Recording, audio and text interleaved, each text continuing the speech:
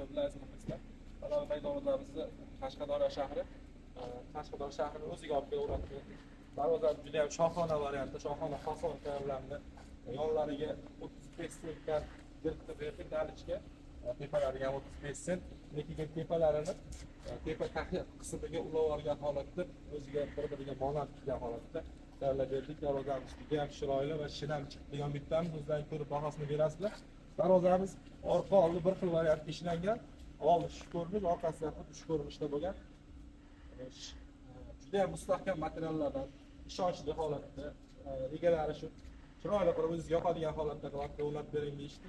Xohlasa o'zingizga yoqadigan, egalariga ham yoqadigan qilib mana rozi-rizo qilib ishlarni bitirib ketyapmiz. Bunday shunaqa xizmatlar oladigansiz, bemalol ekranlarga aloqa chiqarasizlar. Darvozamiz to'liq videolarni orqasiga bir odam olib ko'rsatamiz. Boshqa holatda bo'ladi. Zamohlarimiz ochilyapmish ham juda ham yengil holatda, ortiqcha qiyinchiliklarsiz o'ziga yarashgan shohona zamohdan qo'yib berdik darvozaga. Ko'rinishgan. Bahola orqa ko'rinishimiz ham oldini bo'lsa, orqasidan ham shunday materialdan aylanmadi. Shunaqa qilinmadi. Lekin o'zlari shuni xohladilar egalar.